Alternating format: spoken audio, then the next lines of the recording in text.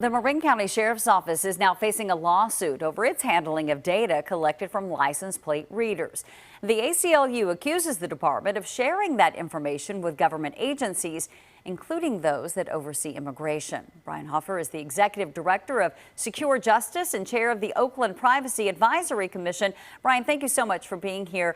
What do you make of this lawsuit? It is believed to be the first of its kind, challenging the sharing of private information collected by these automated license plate readers. Yeah, it's long overdue, Heather. We've been aware for a number of years that California law enforcement has been ignoring both SB 54, the California Values Act, and Senate Bill 34, which directly regulates license plate readers. It prohibits the sale and transfer of these scans to agencies outside of California. It specifically prohibits selling or transferring that data to the feds or other private partners. An audit in 2018 showed that most of California law enforcement was routinely ignoring these laws. So I'm very grateful that this lawsuit is coming forward. I imagine more that Marin might be the first domino to fall. Okay, before we talk more about the laws that are in place to sort of dictate the usage of this data, explain to our viewers exactly how these systems work. Yeah, it can only accurately be described as mass surveillance. It's indiscriminate. Generally fixed readers are used near freeways, on and off ramps, or major traffic corridors. Mobile units are attached to patrol cars that travel around your city, and every single license plate in view is tracked, tagged, and retained. Even though you've never been suspected of wrongdoing, just driving about your daily life, the government is tracking you. One or two data points might not be so revealing or really create a privacy impact, but with just three or more, modern computing power and predictive analytics, we can accurately identify folks with a 95% confidence rate. You and I are creatures of habit. We drive to work the same way. We go to the mosque or grocery store or drop our kids off at school using the same route. We're creatures of habit. So it's very revealing. And 99.97% of these plate scans will never be used for a legitimate law enforcement purpose.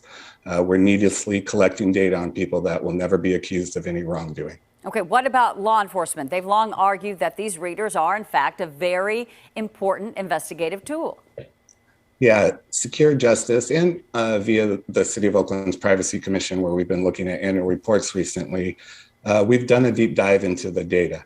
There are certainly anecdotal successes, but when you are collecting billions of scans every single day, the hundreds of successes are statistically insignificant.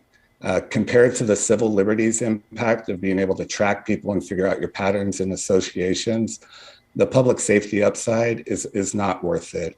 This technology is a big civil liberties concern that doesn't outweigh, or the public safety interest does not outweigh the civil liberties impact. But do we know that that is, in fact, the way that police are using these cameras and the data, you know, just as you described, tracking people, figuring out their daily routines, et cetera?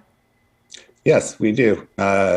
Very major publications, New York Times, Washington Post, have documented how ICE is using these license plate scans to show up at folks' homes and deport them, showing up at schools, because, as I said, we're creatures of habits. It's easy to predict where people will be.